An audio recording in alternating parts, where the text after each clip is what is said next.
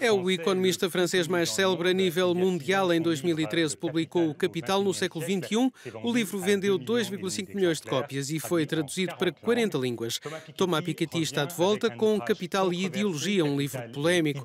Em 1.200 páginas aborda as desigualdades económicas através de uma abordagem comparativa e histórica. Thomas Piketty, obrigado por estar connosco. A crise financeira aumentou as frustrações e os ressentimentos em toda a Europa. Vivemos hoje num mundo particularmente desigual. Vivemos num mundo caracterizado por uma grande desilusão face à possibilidade de uma economia justa e de um sistema económico que permite uma melhor distribuição da riqueza. Essa grande desilusão alimenta as fantasias identitárias e nacionalistas na Europa. Há um grande mal-entendido entre os países europeus, nomeadamente na Alemanha, na França e na Itália. Cada um tem a impressão de que a culpa é dos outros e de que tudo daria certo se os outros fizessem as coisas à maneira deles. O que está obviamente errado, porque há coisas que devemos construir juntos. Essa desconfiança mútua preocupa-me muito. Temos a impressão de que os movimentos populistas em muitos países do mundo e na União Europeia são inevitáveis. Qual é a razão deste sucesso? Será que eles colocam as perguntas certas, contrariamente aos partidos tradicionais? Les débats qu'on a aujourd'hui. Os debates atuais sobre o chamado populismo, que é uma espécie de caixa onde colocamos toda uma série de coisas, são incoerentes, porque às vezes colocamos dentro dessa caixa os discursos xenófobos, outras vezes os discursos económicos que defendem as limitações impostas à dívida pública. É incoerente colocar tudo na mesma caixa. Em relação à dívida pública, a história mostra-nos que muitas vezes os países que se libertaram dessas restrições foram bem-sucedidos. Por exemplo, a Alemanha ou o Japão nos anos 50, ao reduzirem fortemente a dívida por meio de impostos excepcionais sobre os maiores patrimónios privados. Foi também o caso da instauração de impostos com um forte grau de progressividade sobre os rendimentos mais altos e as maiores heranças nos Estados Unidos dos anos 30 aos anos 80. Isso teve resultados positivos. A comparação histórica é essencial para resolver os problemas de hoje. Se olharmos apenas para o presente, para as nossas certezas e para o nosso conservadorismo em matéria de fiscalidade, de finanças e de economia, seremos incapazes de resolver o que quer que seja. Deixaremos a porta aberta às derivas identitárias e tribais. Porque quando se diz às pessoas que não podemos mudar o sistema económico, que não podemos reduzir as desigualdades entre as classes sociais, que os Estados nada podem fazer para além de controlar as suas fronteiras e as suas identidades, não é de admirar que os debates se centrem nas questões ligadas à vigilância das fronteiras. A nova Comissão Europeia, liderada pela alemã Ursula von der Leyen, vai iniciar funções depois da presidência de Jean-Claude Juncker, que durou 5 anos. Como avalia esses 5 anos? Não esperava que fizessem coisas extraordinárias. A verdade é que, em relação às questões de justiça fiscal e social, não vemos nada na Europa, o que é muito grave. É por isso que há um divórcio entre as classes trabalhadoras, a classe média e a construção da Europa e a globalização. No meu livro, mostro a forma como se estrutura a votação em relação à União Europeia. No referendo do Brexit, apenas 30% dos mais favorecidos em termos de rendimentos, educação e património votaram para ficar na União Europeia. Os outros 70% votaram contra. O mesmo aconteceu com o referendo sobre o Tratado de Maastricht em 1992, em França. E no voto sobre o Tratado Constitucional Europeu em 2005.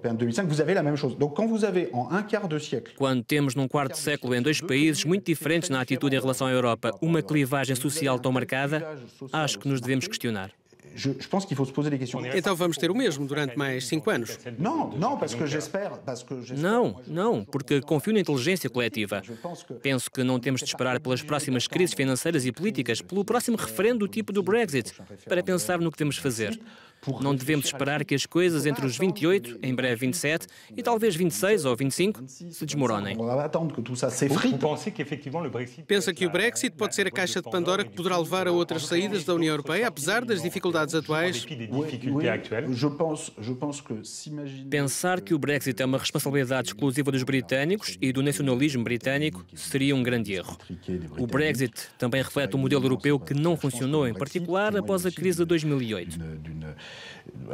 d'un modèle européen qui n'a pas fonctionné et qui en Em 2012, 2013, a área do euro voltou a entrar em recessão, numa altura em que o resto do mundo já tinha recuperado e os Estados Unidos já tinham saído da crise de 2008.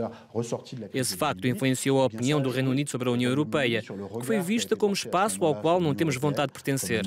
Foi nesse contexto que surgiu o projeto do referendo. E foi nesse contexto que surgiu o referendo na Catalunha para deixar de pertencer à Espanha. É preciso abandonar o discurso que diz é tudo mal entendido. A classe média e a classe trabalhadora acabarão por compreendê-lo.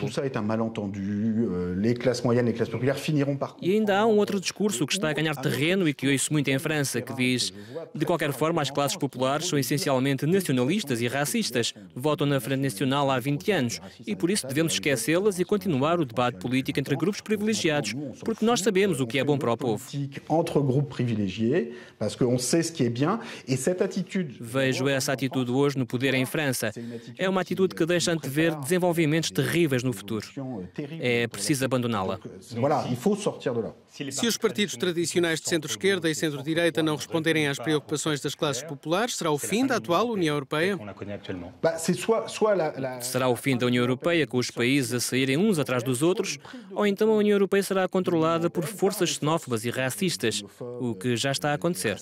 Quando há um comissário europeu para a proteção do modo de vida europeu e vemos há 10 anos dezenas de milhares de pessoas a morrer no Mediterrâneo, sabendo que a Europa possui obviamente os meios necessários para ser mais acolhedora, quando temos uma população de 520 milhões de pessoas no espaço mais rico do mundo e se diz às pessoas que é impossível ter 1 milhão de migrantes por ano, significa que abandonamos a racionalidade e, de certa forma, já estamos numa situação em que a União Europeia é controlada pelo discurso xenófobo e isso é pior do que a dissolução da União Europeia, porque depois da implosão podemos reconstruir algo.